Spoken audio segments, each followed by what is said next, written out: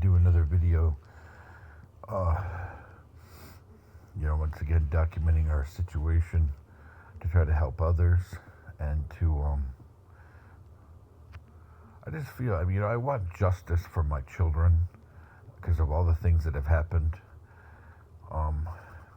Myself too, and people, the organizing against us by, a couple of groups and multiple people. It's caused a lot of damage. Be very difficult for me to get a clearance. It would require a very in-depth, not because I broke the law, but because it would require in-depth investigation because, people have been cycled that have lived around us the past 8 years. People have been cycled in and out. Unless they would really, really harass us a lot or assault us or cause a lot of trouble, then they could stay, believe it or not. Then they could stay. Otherwise, people have been cycled in and out, Our neighbors have changed all the time. And we have not had a good relationship with any neighbor in 8 years because of all the targeting, a lot of targeting. If we have had a good relationship with one or two people in our complex that we've lived the past 8 years, they live on the other side of the complex, or in the hotel. They live way upstairs or something. But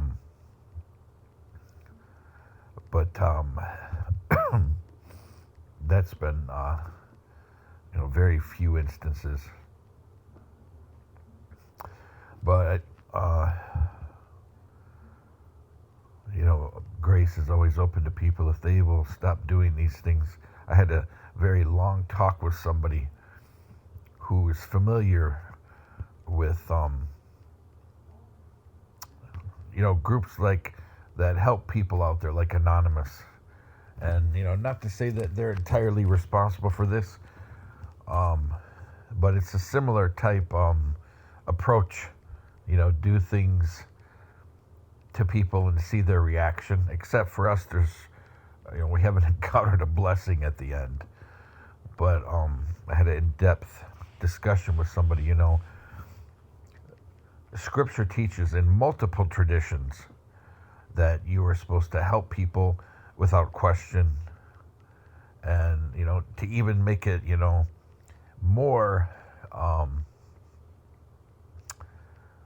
to make it even more descriptive, it said the right hand should know what the left hand's doing, which it doesn't mean you do it anonymously, but what it means is you do it humbly without requiring attention. It certainly doesn't be cruel to people so they nearly break down. That way you can get good ratings.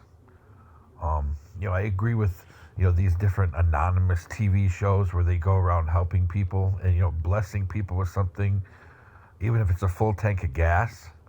Yet, doing evil to somebody, it doesn't give you any karmic reward.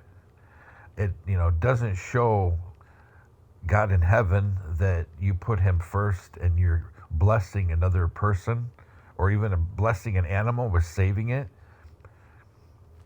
What it's showing him is that you think you know better than him. You're becoming the God. And we tend to do that a lot. Humans, we really tend to do that a lot. Place ourselves as God, thinking we know better. That's why we brought curse on creation. Everything lived in harmony at a time in Gan Eden. Everything was in harmony. We were created as divine beings with the spark, the breath, and we messed that up, not just for us, but for all of creation. But so my family policy has always been, if somebody, wants to take out a loan, and some people understand that, you're building resilience and independence, and, you getting a loan from somebody just based on charity, Maybe you want to show to yourself and to other people that, hey, I've come a long ways. I am almost on my feet. I don't need a freebie, so I want to pay it back in time. Then, I have no problem with that. And understanding sometimes people will be late. I'm not a big person for interest, never have been, especially for family and friends. But, um, you just roll with the punches. Sometimes, people can't make a payment or whatever, and you deal with it. You can tell if people are intentionally trying to go back on their promise. Um, but generally, we just give. I'd have to test somebody to see if they deserve it, because ultimately, I'm playing God because I'm determining their fate. Oh, this guy doesn't deserve it. He's not patient. Oh, this lady, oh my gosh, she just had a breakdown. I'm just going to give it to her. Who am I to judge the soul or the psyche of another person? All I can judge is their action. And then again, when I'm causing them to act in a specific way, I don't know their intention. I think the biggest problem in theology is when people try to judge another's intention, because you can't.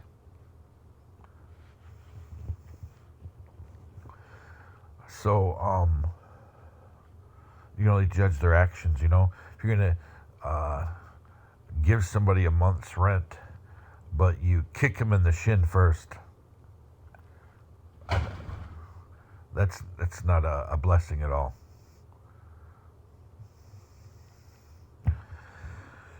Not really, because you've kicked him in the shin. May have permanently scarred them physically and emotionally. There's no blessing in that.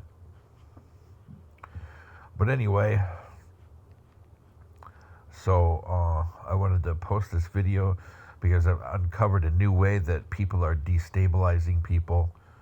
Whoever these people are that are targeting people, my whiteboard has a lot of question marks. I know for a fact that some people are being targeted through organizing in the community, through, family and friends and social media to target people. And then people are doing it in, person to person. For our experience, people that have known people who targeted us working in VA, social service organizations like MDHHS, our medical clinics. And sometimes those people were neighbors. Sometimes they were family of neighbors. And that's how they, caused us a lot of trouble. And but I've uncovered, a lot of stuff going on through call centers. Because these call centers, you get somebody, they get trained, and they may quit or they get fired. And then they have their credentials. They open their own business as a contractor, and they get hired as a contractor under a company name. So it's a lot harder to serve a company, especially when that company, has a virtual address, an IP address, because it's somebody who works at a call center and may move from place to place. The only way you can serve them is through the registered agent. There's all kinds of ways that people use the blessing of a business in our great country, our great nation, our great capitalist system. Capitalism with the conscience. That's the way the founders wanted it. You can have all the tea you want, but don't overtax people. Now, today's world, companies and one percenters, we're finding a lot of them, not all, but we're finding a lot of them abuse the blessing of having a large company or having a lot of wealth, and they step on the neck of the poor. That's not what capitalism was created for.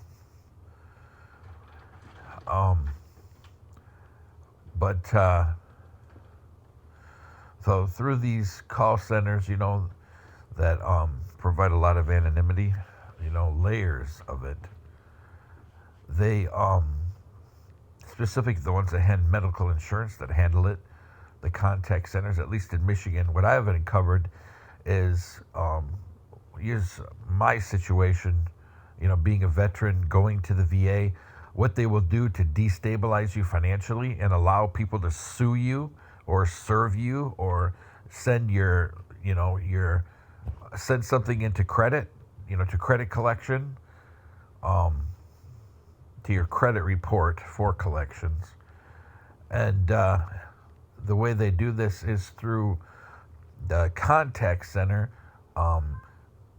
My example, because I'm a veteran, but I'm not rated, the VA will cover some medical costs, some they won't. Because of my income level, the copayment will be billed to Medicaid, if it's billed at all. Sometimes there's no copayment. And I think generally if you qualify for any kind of state subsidized or free health insurance, your copays are waived. But anyway, they will push it on the VA and say the VA is the primary payer. That way, when you do something, they don't get paid, because the VA is not a primary payer unless you are rated. And then once you're rated, you're going to have, through TRICARE or some other healthcare HMO, or a PPO, you're going to have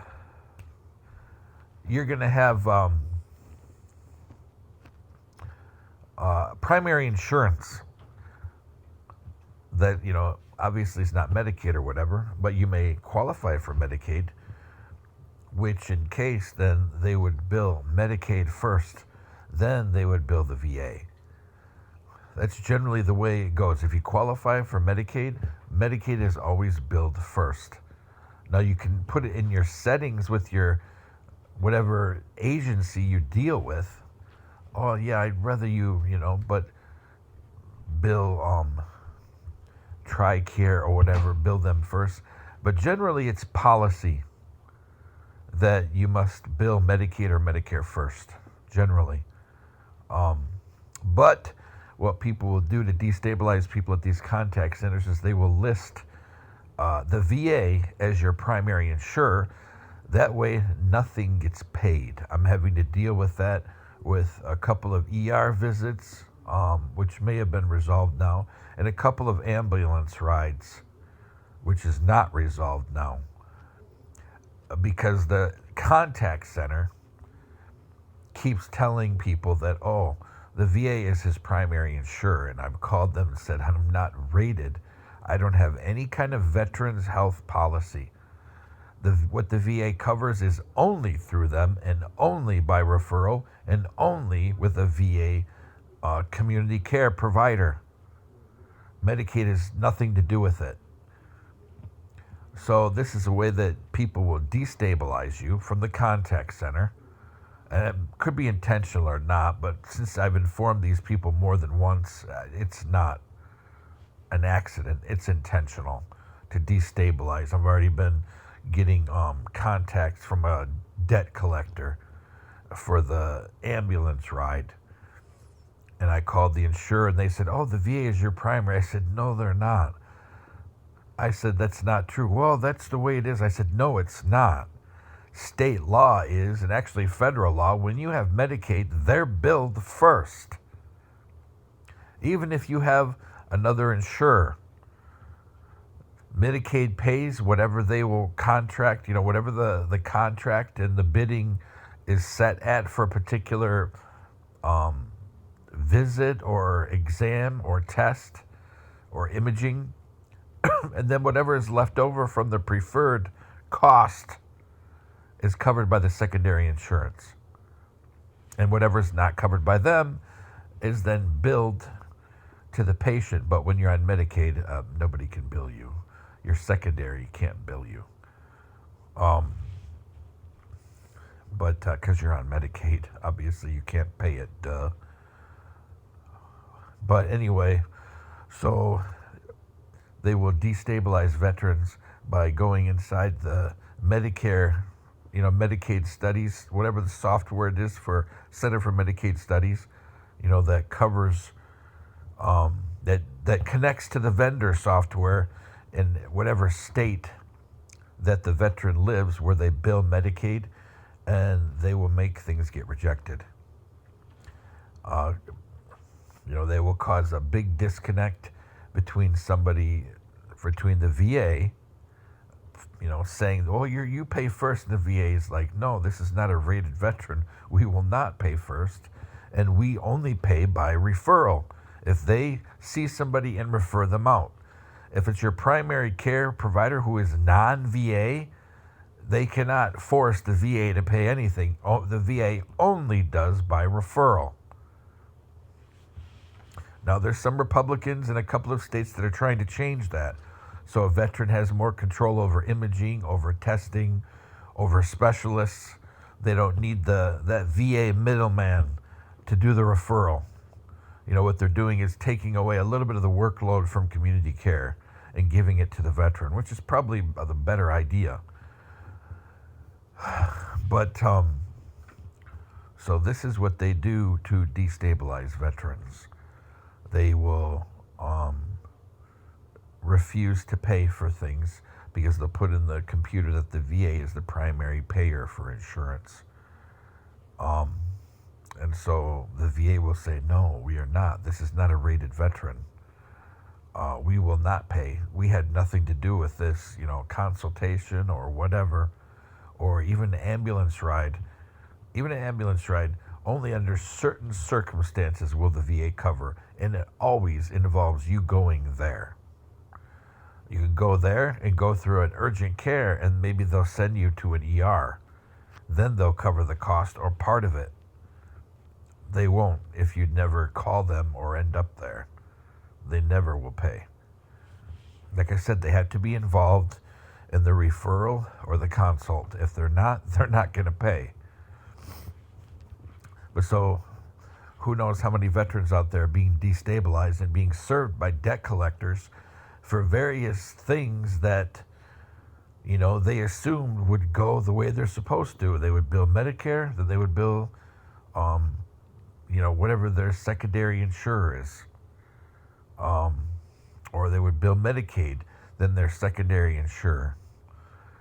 The VA for a non-rated veteran is never the primary payer. Never. The only time that they will pay anything is through them. And then it's not a matter of primary or secondary payer because they pay everything.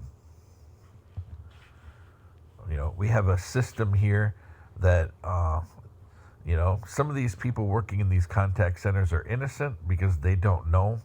They don't know what the laws are governing Medicaid and Medicare. But when you inform them specifically, more than once that no, VA is not primary care, that's wrong, and they tell you that you're wrong, no, that's on purpose. They're trying to purposely destabilize you. Everybody knows that Medicare and Medicaid are always the primary payer, always. And then you have secondary insurance, then they're billed. But if you're a non-rated veteran and you have partial medical care with the VA, they are never a secondary payer. Never. It's your insurance policy through TRICARE or whatever HMO or PPO that you're using through the VA. It's just out there, some information out there. Hopefully we will, help somebody. I'll be able to help somebody figure out why they're getting all these debt collection notices and hospitals are saying they weren't paid. Contact the call center, the contact center for your Medicaid or Medicare provider. And if they keep giving you a runaround saying you're wrong, serve them. Go to your post office or get a stand-stop comm meter and serve them. Then it makes it a little more difficult for them to railroad you and ruin your credit. Go get your justice, folks. Our country is about justice, everybody standing on their own, people being allowed to be independent and determine their own future and stand on them, by themselves financially without others controlling them and certainly without others carrying them. Only when they're in dire circumstance, and then it's only for a short time until people get on their feet. And if they can't get on their feet, well, then we have a disability system, albeit broken, and Even VA full disability for somebody that's a professional, if you're a doctor or a lawyer and you're a disabled veteran, that's not very much money, or if you're a business owner, it's not very much money. 4 or 5 grand a month, if you have a big company, but at least we have something to work from, to start. But make sure that you get your justice and you're treated fairly and you're respected. And certainly don't stand by and be silent when people destabilize your life and harm you and your family. Get your justice, folks. God give us justice, even if the heavens fall.